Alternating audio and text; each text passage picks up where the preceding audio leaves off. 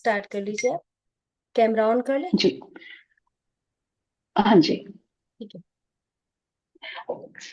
अथ चैन नित्य जातन नित्यं वा मन्यसे मृतम तथापि त्वं महाबाहो नैवं शोचितुमर्हसि। यदि तुम यह सोचते हो कि आत्मा निरंतर जन्म लेती है और मरती है, तब ऐसी स्थिति में भी हे महाबाहु अर्जुन, तुम्हें इस प्रकार से शोक नहीं करना चाहिए। श्री कृष्ण द्वारा इस श्लोक में अथ शब्द का अर्थ यदि है का प्रयोग करना यह दर्शाता है कि अर्जुन आत्मा की सत्ता की प्रकृति के विषय पर किसी अन्य प्रचलित स्पष्टीकरण पर विश्वास करना चाहेंगे।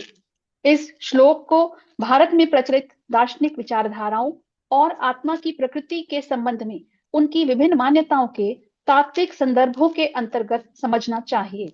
ऐतिहासिक दृष्टि से भारतीय चिंतन को 12 दर्शन शास्त्रों में समाविष्ट किया गया है। इनमें से 6 दर्शन जो वैदिक प्रमाणों को स्वीकार करते हैं, उन्हें आस्तिक दर्शन कहा जाता है। ये मीमांसा, वेदांत हैं। इनमें प्रत्येक की अन्य शाखाएं भी हैं। उदाहरणार्थ, वैदिक दर्शन को आगे फिर 6 दर्शनों में विभक्त किया। द्वैतवाद, विशुद्धाद्वैतवाद, द्वैताद्वैतवाद और इनकी भी अन्य शाखाएं पाई जाती हैं, जैसे अद्वैतवाद को दृष्टि सृष्टिवाद, अवच्छेदवाद, बिंब प्रतिबिंबवाद आता है। यहाँ इन दर्शन शास्त्रों की विस्तृत जानकारी नहीं दी जाएगी। यह भी संतोषजनक है कि ये सभी दर्शन शास्त्र वेदों के उद्धरण तदनुसार ये समस्त दर्शन शास्त्र आत्मा भारतीय चिंतन के शेष 6 दर्शन वेदों की प्रामाणिकता को स्वीकार नहीं करते। यह दर्शन चार्वाकवाद और बौद्धोमिकवाद, वैभाषिकवाद और की आत्मा की प्रकृति के संबंध में अलग अलग धारणाएं हैं। चार्वाकवाद के अनुसार केवल उसके अवयवों के समूहों को की उत्पत्ति है। जैन धर्म के समान होता है और इसलिए यह एक जन्म से दर्शन की विचारधारा आत्मा के स्थायी अस्तित्व को स्वीकार नहीं करती और इसके स्थान पर उसकी यह मान्यता है कि एक जन्म से दूसरे जन्म में पुनर्जन्म का चक्रता सुनिश्चित करता है। ऐसा प्रतीत होता है जन्म और आत्मा के अस्थायित्व के संबंध में बौद्ध दर्शन की विचारधारा विद्यमान थी। इसलिए श्री कृष्ण यह व्याख्या कर रहे हैं कि यदि अर्जुन आत्मा के एक जन्म से दूसरे जन्म अर्थात पुनर्जन्म के विचार को स्वीकार करता है, तब भी उसके शोक करने का शोक क्यों ना करे। इसे अब अगले श्लोक में स्पष्ट किया जाएगा। जातस्य हि ध्रुवो मृत्युर्ध्रुवै जन्म मृत्युस्य च तस्मात् परिहार्यर्थे न त्वं शोचि। मृत्यु निश्चित है और मृत्यु के पश्चात पुनर्जन्म भी अवश्यंभावी है। डेथ मृत्यु की भांति अटल है। Certain is death and Texas. जीवन में सबसे सुनिश्चित तथ्य यह है कि एक दिन हमारे जीवन का सबसे भयानक सत्य बताते हैं। पतंजलि के योग दर्शन में भी अभिनिवेश या किसी भी के लक्षण के रूप में चित्रित किया गया है। लेकिन जो जन्म लेता है उसकी मृत्यु है, उसके लिए शोक क्यों किया जाए। महाभारत काल में इससे संबंधित एक दृष्टांत है। अपने निर्वासन काल के दौरान एक दिन वन में घूमते हुए पांडवों को प्यास लगी और वे एक कुएं के पास पहुंचे। तब युधिष्ठिर ने भीम को कुएं से जल निकालकर लाने को कहा। जब भीम कुएं शक्तिशाली प्रेतात्मा की कुएं की भीतर से आवाज आने लगी, मैं तुम्हें तभी जल लेने दूंगा जब पहले तुम मेरे प्रश्नों का उत्तर दोगे, कहने लगे। तब यक्ष ने उन्हें कुएं में खींच लिया। कुछ समय पश्चात जब भीम लौट कर नहीं आए, तब युधिष्ठिर ने अर्जुन कुएं के पास पहुंचे। तब यक्ष ने उससे यह कहा कि मैं और यदि तुम भी मेरे प्रश्नों का सही उत्तर नहीं देते, तब तक जल लेने का प्रयास नहीं करना। अर्जुन ने भी उसको अनसुना किया और यक्ष ने उसे भी कुएं में डाल दिया।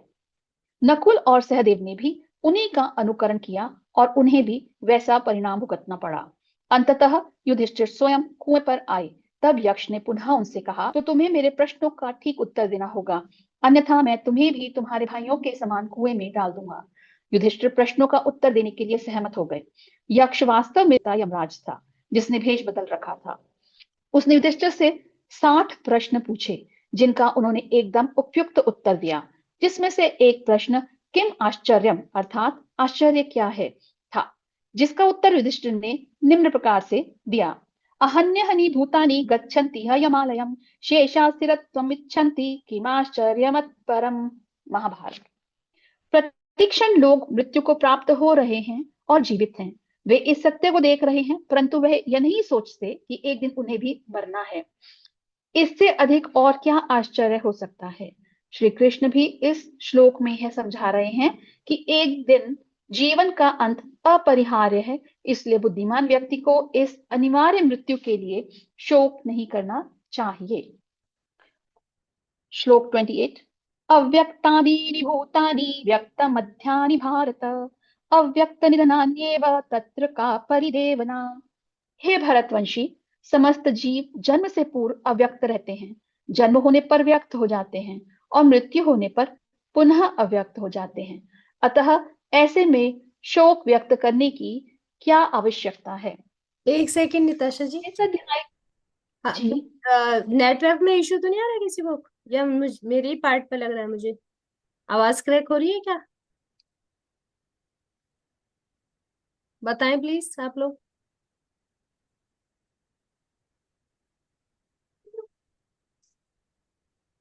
नहीं आ रहा शायद। चलिए आप कंटिन्यू कर लीजिए फिर। मुझे मेरे पार्ट पर थोड़ा सा ना ऐसे लगा जैसे वॉइस क्रैक हो रही है।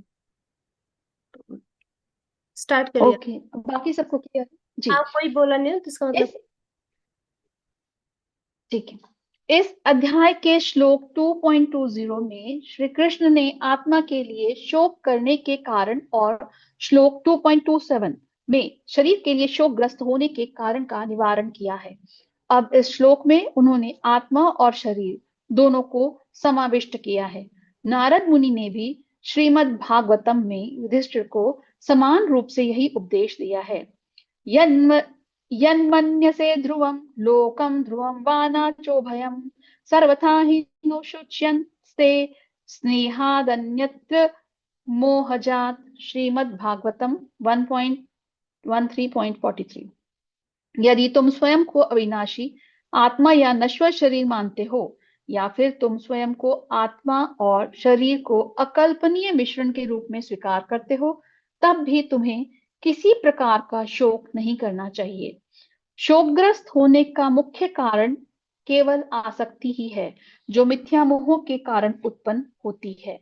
भौतिक क्षेत्र में प्रत्येक जीवात्मा 3 प्रकार के शरीरों से युक्त होती है: स्थूल शरीर, सूक्ष्म शरीर और कारण शरीर।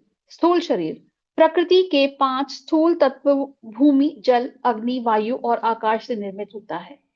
सूक्ष्म शरीर 18 तत्वों, 5 प्राणवायु, 5 कर्मेंद्रियों, 5 ज्ञानेंद्रियों, मन, बुद्धि और अहंकार से बनता है। कारण शरीर यह पूर्व जन्मों से अग्रणीत संस्कारों सहित अनंत पूर्व जन्मों के अर्जित कर्मों के परिणाम स्वरूप बनता है। मृत्यु के समय आत्मा स्थूल शरीर को छोड़ देती है तथा आत्मा सूक्ष्म और कारण शरीर के साथ शरीर से अलग हो जाती है। भगवान पुनः सूक्ष्म और कारण शरीर के अनुसार आत्मा को दूसरा स्थूल शरीर प्रदान करते हैं और आत्मा को यथोचित माता के गर्भ में प्रविष्ट करवाते हैं। जब आत्मा स्थूल शरीर को त्याग देती है, तब नया शरीर प्राप्त होने से पूर्व इसे परिवर्ती चरण से गुजरना पड़ता है। यह अवधि कुछ क्षण या आगे अगले कुछ वर्षों की हो सकती है। इसलिए जन्म से पूर्व अव्यक्त सूक्ष्म और कारण शरीर के साथ आत्मा का अस्तित्व होता है। मृत्यु के पश्चात भी वह अव्यक्त अवस्था में रहती है। यह केवल मध्य में प्रकट होती है, अतः मृत्यु के लिए शोकग्रस्त होने का कोई कारण नहीं है। श्लोक 29। आश्चर्यवत् पश्यति कश्चिदेनम् आश्चर्यवत् वदति तथैव चान्यः आश्चर्यवच्चैनन्यं शृणोति श्रुत्वाप्येनैव वेद न चैव कश्चित्।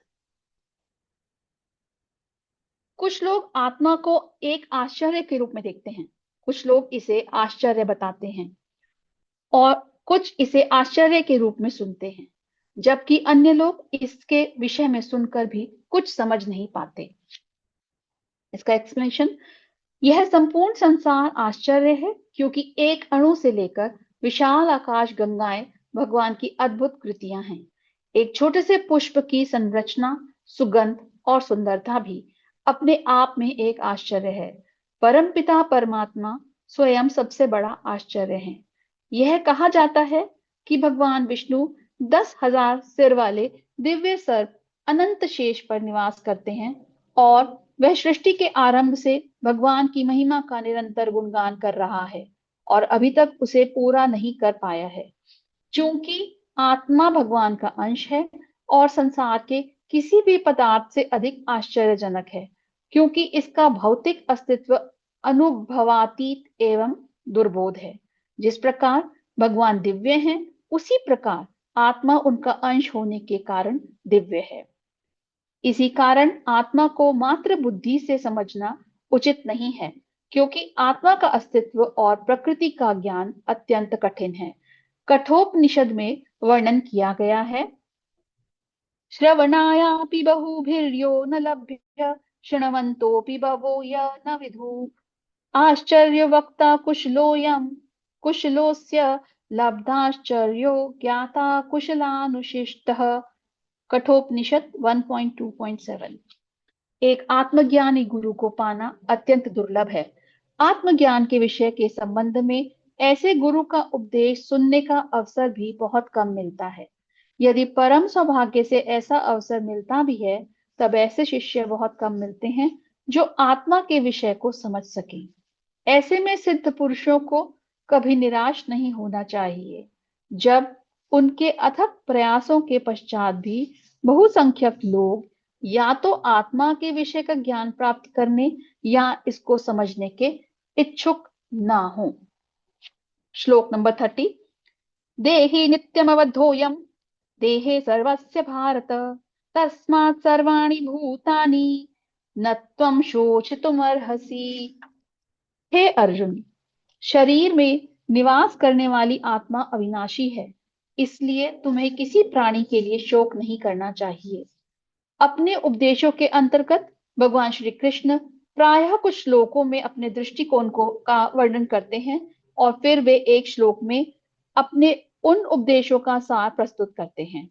इस श्लोक में आत्मा की अमरता और शरीर से उसकी भिन्नता से संबंधित उपदेशों के सार का निरूपण किया गया है।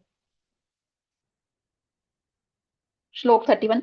स्वधर्ममपि चावेक्ष्य न विकम्पितुमर्हसि धर्म्याद्धि युद्धात् श्रेयोऽन्यत् क्षत्रियस्य न विद्यते।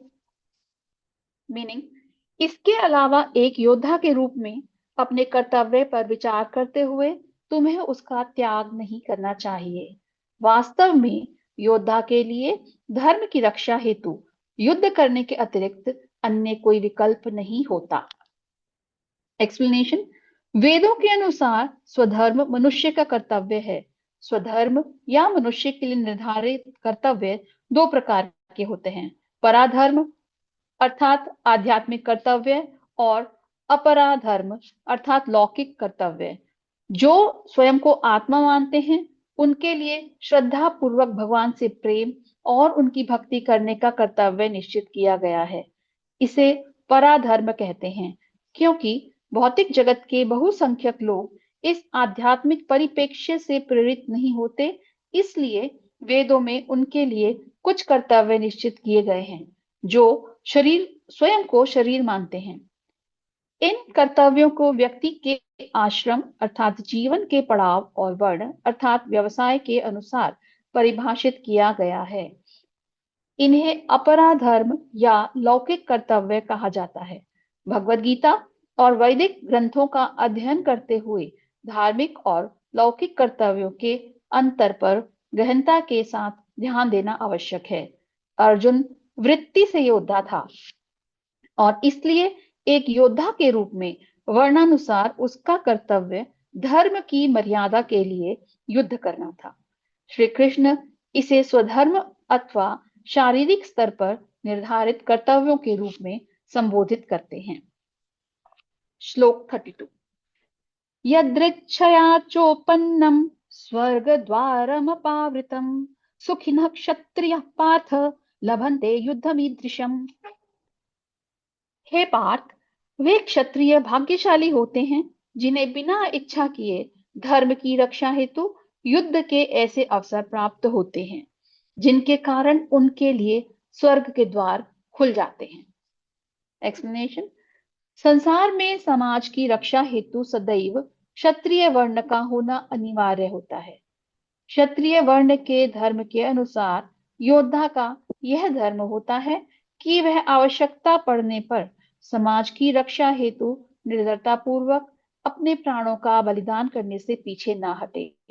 वैदिक काल में समाज के अन्य लोगों को पशु हत्या की मनाही थी, किंतु क्षत्रियों को वन में जाकर युद्ध कौशल के अभ्यास हेतु पशुओं का वध करने की अनुमति दी जाती थी। क्षत्रिय धर्म का पालन करने वाले योद्धाओं से यह अपेक्षा की जाती थी कि वे धर्म की रक्षा के अवसर का अति उत्साह से स्वागत करें, क्योंकि अपने धर्म का पालन करने पर उन्हें इस जीवन और परलोक में भी यश मिलेगा। किसी मनुष्य के द्वारा अपनी वृत्ति के अनुसार कुशलता पूर्वक निर्वहन किया गया कर्तव्य अपने आप में आध्यात्मिक कर्म नहीं है और इसके परिणाम स्वरूप भगवत प्राप्ति नहीं होती। यह केवल निश्चित भौतिक प्रतिफल सहित एक पुण्य कर्म है। अपने दिव्य उपदेशों के पश्चात अब श्री कृष्ण अपने लौकिक उपदेशों की व्याख्या आरंभ करते हुए कहते हैं कि यदि अर्जुन की दिव्य आंतरिक आध्यात्मिक उपदेशों में कोई रुचि नहीं है और वह शारीरिक स्तर पर टिका रहना चाहता है, तब भी एक योद्धा के रूप में धर्म की रक्षा करना उसका सामाजिक दायित्व है।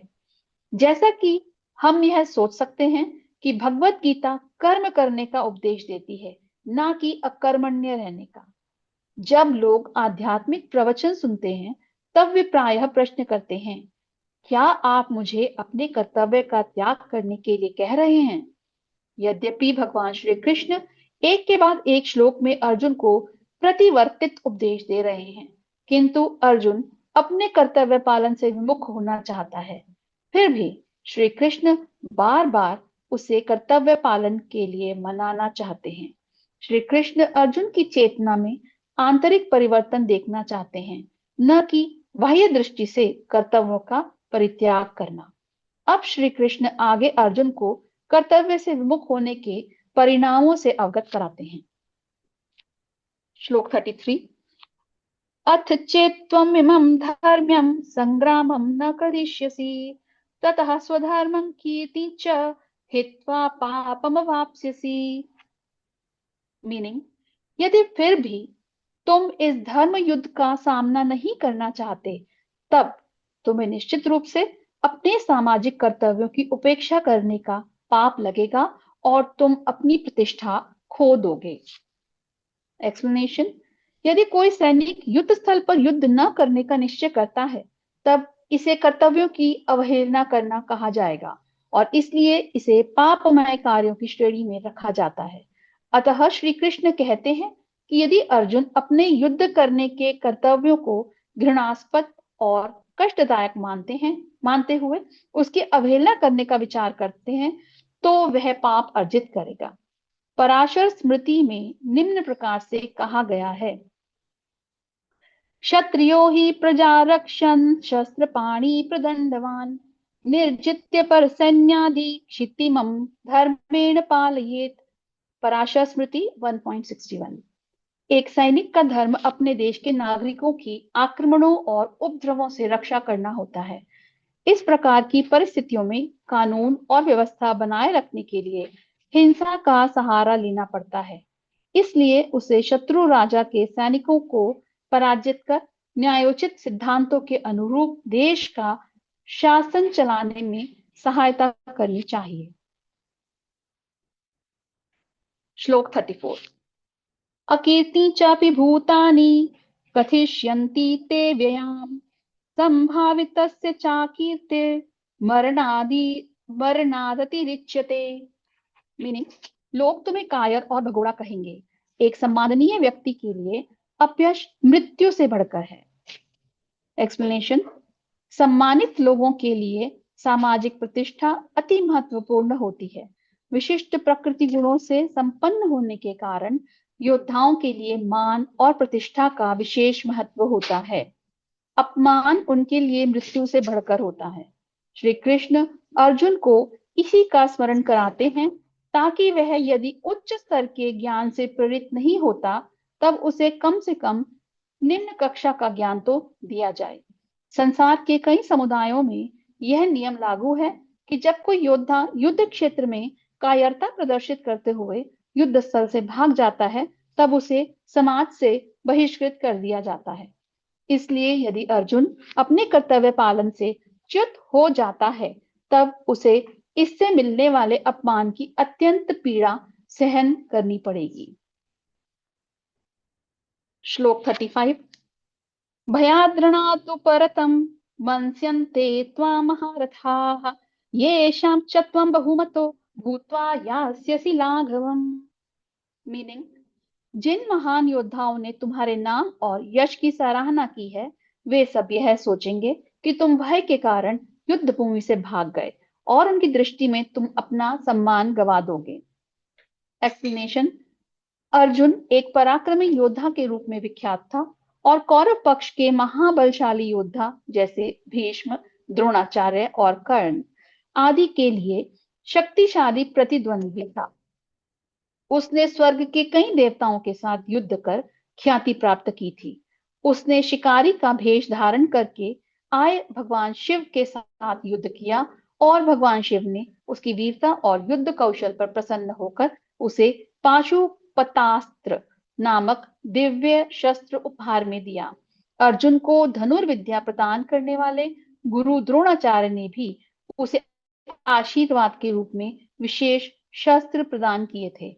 अब महाभारत का युद्ध प्रारंभ होने से पहले यदि अर्जुन युद्ध भूमि से पलायन कर जाता, तब ये महायोद्धा यह नहीं समझते कि अपने स्वजनों के अनुराग से प्रेरित होकर उसने युद्ध पलायन किया था, बल्कि इसके विपरीत वे उसे कायर मानते हुए यह समझते कि उनके पराक्रम के भय से वह युद्ध से विमुख हुआ था।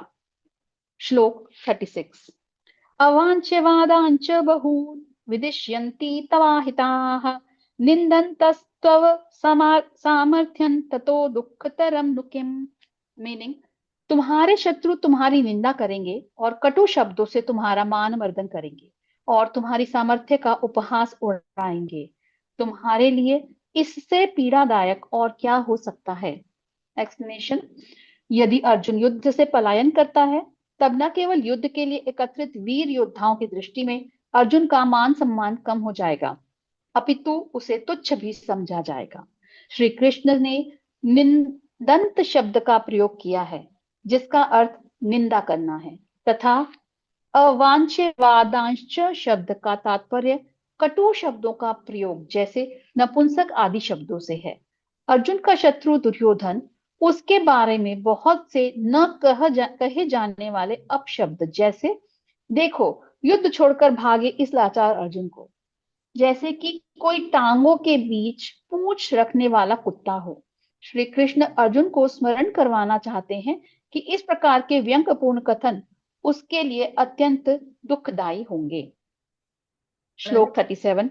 अनिताशा हाँ जी, तो नेक्स्ट जी। जो कल कर लेंगे। अभी हमारे पास ना टाइम कम है।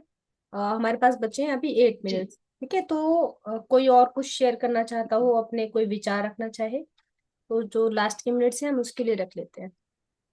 ठीक है, कोई। ठीक है हाँ, जी। आप अपना लेसन आपने क्या लिया, या आप अपना कुछ एक्सप्लेनेशन देना चाहो तो वो भी आप दे सकते हो। ज्योति जी का भी हैंड रेज हो रखा है।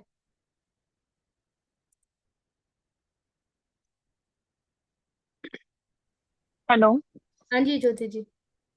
जी। मैं वीडियो ऑन नहीं कर पाऊंगी। अच्छा अच्छा। मेरा एक सवाल है, मतलब थोड़ा सा मैं अपने आप में एनालाइज करने की कोशिश कर रही हूँ इस चैप्टर से, कि जैसे कभी ये तो एक इंसिडेंट है जहाँ पे महाभारत और युद्ध है, मतलब हम्म। गलत तरीके से जो लोग करना चाहते हैं उनके अगेंस्ट। But right. कभी कभी कुछ चीजें ऐसी होती हैं कि हमें किसी दूसरे के इंटरफेयर नहीं करना उनके कर्मा में। तो हम्म। वहां पे क्या हमारे लिए ये बाउंड्री बना लेना ठीक नहीं है कि रुक जाना और युद्ध नहीं करना हर बार? मतलब मे भी सिचुएशन अलग है। नहीं तो ये युद्ध नहीं हुआ ना। आप अपने लिए, यहाँ अर्जुन जो कर रहा था वो युद्ध भूमि के बीच में खड़ा हुआ है और तब मना कर रहा है कि मुझे नहीं करना। अगर आपने कोई चीज ऐसी उठा ली है कि आपने वचन दे दिया कि मैं ये करूंगी इस चीज को, तो फिर तो आपको पीछे नहीं हटना हम्म। चाहिए। और अगर ऐसा कुछ नहीं है, तब आप अपनी बाउंड्री बनाए उस चीज के लिए, क्योंकि क्या होता है वरना लोग हम्म। उस चीज का हमारा फायदा उठाते हैं।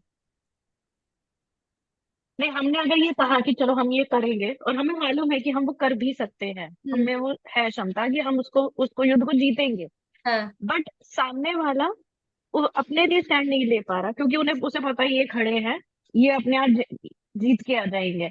हम्म। तो क्या हम दूसरे बंदे को कम नहीं समझ रहे हैं? वो खुद भी अपने लिए युद्ध लड़ सकते हैं।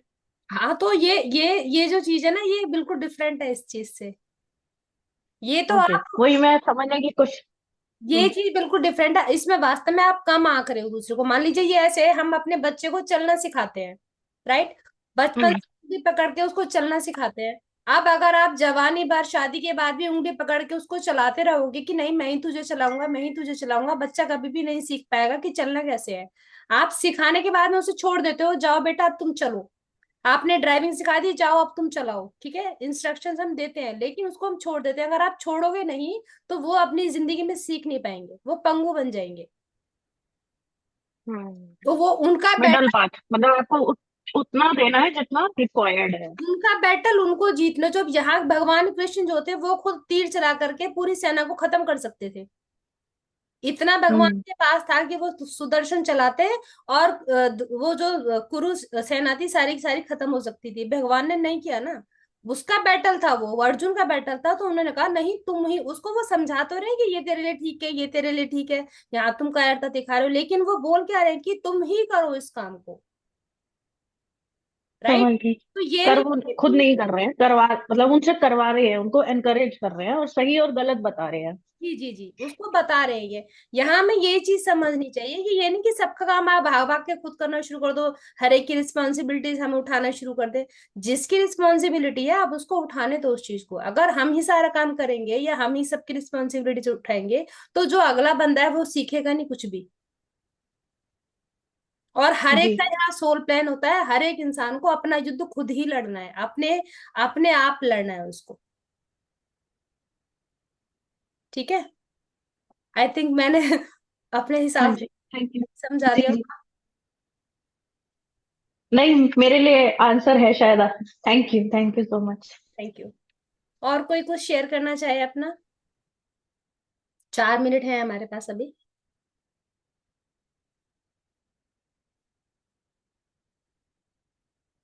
किसको क्या लर्निंग आई है? सभी लोग फ्री हैं? आप कोई भी अपना अच्छा जी, हाँ जी निताशा जी, आप तो बताइए। जी। मुझे जो आज पढ़ते हुए समझ में आया है, हम्म।